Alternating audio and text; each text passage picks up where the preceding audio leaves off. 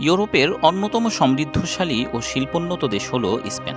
আধুনিক অর্থনীতি, উন্নত পর্যটন শিল্প, উচ্চমানের শিক্ষা ব্যবস্থা এবং সাংস্কৃতিক ঐতিহ্যের জন্য স্পেনের খ্যাতি গোটা বিশ্ব জুড়ে। দেশটির ইতিহাস অত্যন্ত গৌরবময় ও বৈচিত্র্যপূর্ণ। একটা সময় স্পেন ছিল ইউরোপের সর্ববৃহৎ মুসলিম সংখ্যাগরিষ্ঠ দেশ। সে সময় স্পেনের মোট জনসংখ্যার 85%-এরও বেশি মানুষ ছিল মুসলিম। মুসলিমরা প্রায় ৮০০ বছর ধরে স্পেন শাসন করছিলেন। মধ্যযুগে ইউরোপের মধ্যে জ্ঞান, বিজ্ঞান, দর্শন ও সংস্কৃতি চর্চার সবচেয়ে উজ্জ্বল কেন্দ্র ছিল এই স্পেন। মুসলিম শাসিত স্পেনের কর্ডোভা, গ্রানাডা ও সেভিয়ার মতো শহরগুলো তখন বিশ্বের শ্রেষ্ঠ জ্ঞান কেন্দ্র হিসেবে পরিচিত ছিল। আজও স্পেনের স্থাপত্য, ভাষা ও সংস্কৃতিতে ইসলামী সভ্যতার সুস্পষ্ট প্রভাব লক্ষ্য করা যায়। Today I am in Al-Andalus in Spain, and the exact location where I am is in Granada, and this is the lost city that the Muslims lost here in Spain. কিন্তু এমন কি ঘটলো যে মাত্র এক দশকের ব্যবধানে পুরো স্পেন রাতারাতি মুসলিম সংখ্যাগরিষ্ঠ দেশ থেকে প্রায় মুসলিম শূন্য হয়ে গেল? তো বন্ধুরা, আজকের এই ভিডিওতে আমরা জানব এক সময়ের ইউরোপের সর্ববৃহৎ মুসলিম সংখ্যাগরিষ্ঠ দেশ স্পেন কিভাবে ধীরে ধীরে মুসলিম শূন্য হয়ে পড়ল। সেই সঙ্গে বর্তমান আধুনিক সময়ে আবারও স্পেনে মুসলিমদের নতুন উত্থান কিভাবে সম্ভব হচ্ছে, এসব বিষয় নিয়ে থাকছে আমাদের আজকের আয়োজন। স্পেন দক্ষিণ পশ্চিম ইউরোপের একটি অত্যন্ত সুন্দর ও ঐতিহাসিক দেশ। এটি ইউরোপের অন্যতম জনপ্রিয় পর্যটন গন্তব্য হিসেবে বিখ্যাত। প্রাচীনকালে স্পেনের নাম ছিল আল আন্দালুস, যার অর্থ রূপকথার দেশ। মুসলিম শাসনামলে স্পেন, পর্তুগাল সহ আশেপাশের বিশাল অঞ্চলকে একত্রে আল আন্দালুস নামে ডাকা হতো। স্পেন ঐতিহাসিকভাবে অত্যন্ত সমৃদ্ধ।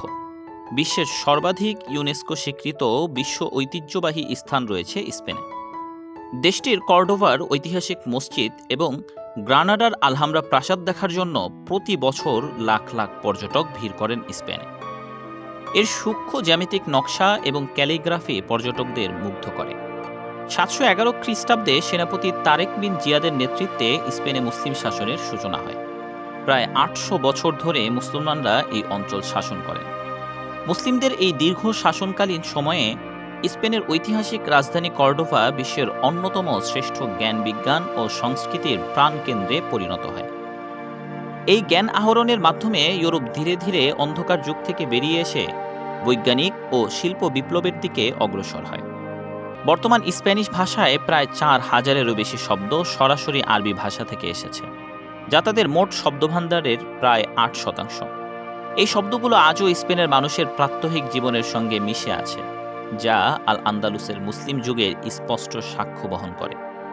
বর্তমানে স্পেনে ধর্মীয় স্বাধীনতা থাকায় অনেক স্প্যানিশ নাগরিক তাদের পূর্বসূরি আল আন্দালুসের মুসলিম শাসনামল সম্পর্কে কৌতূহলী হয়ে উঠছেন।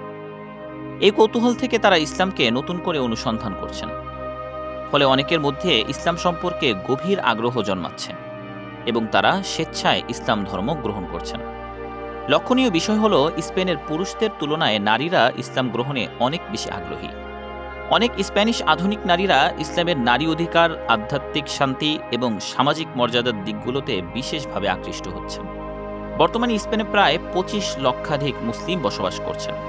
এর মধ্যে স্থানীয় স্প্যানিশ মুসলিমদের সংখ্যা ক্রমশই বাড়ছে। প্রতিনিয়ত নতুন নতুন লোক ইসলাম গ্রহণ করায় এই সংখ্যা দ্রুত গতিতে বৃদ্ধি পাচ্ছে। In the name of Allah, the most gracious, the most merciful. Allahu Akbar.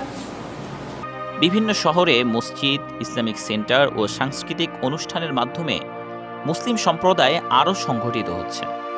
এই প্রবণতা শুধু স্পেনেই নয়, বরং পুরো ইউরোপেই ইসলামের প্রতি একটি নতুন আগ্রহের ঢেউ তুলছে।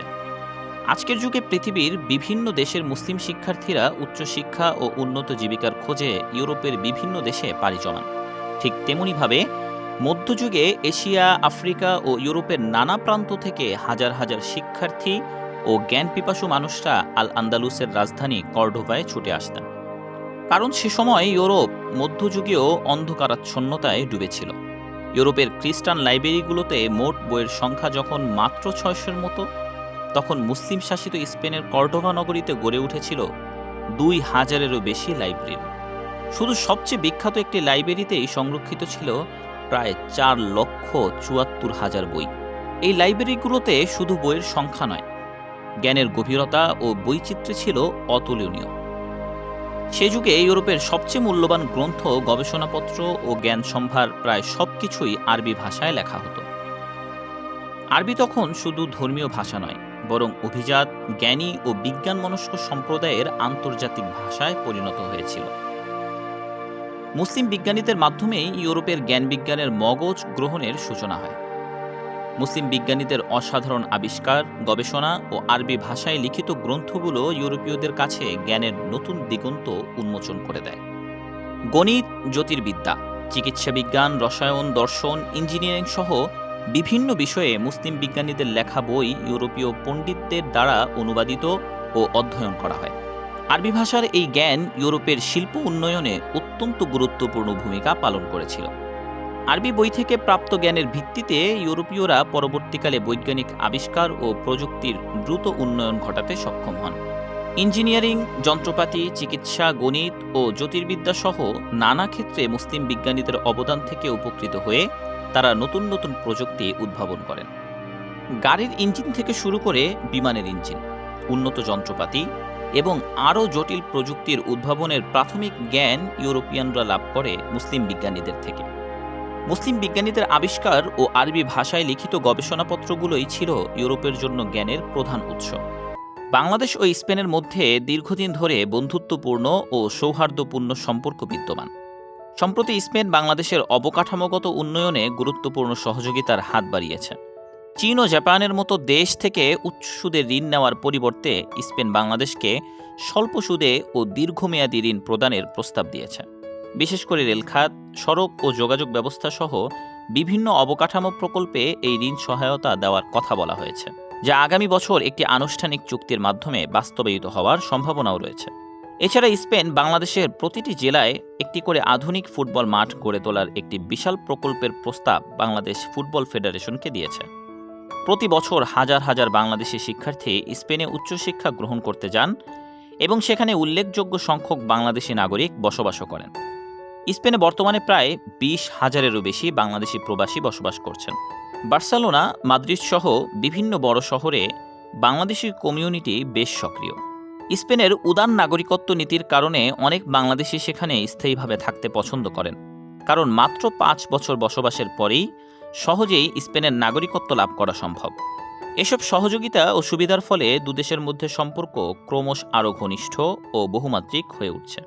তো বন্ধুরা, স্পেন সম্পর্কে আপনার মতামত আমাদের কমেন্ট বক্সে এখনই জানিয়ে দিন। দেখা হবে নতুন কোনো ভিডিও নিয়ে।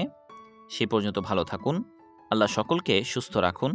আসসালামু আলাইকুম ওয়া রাহমাতুল্লাহি ওয়া বারাকাতুহু।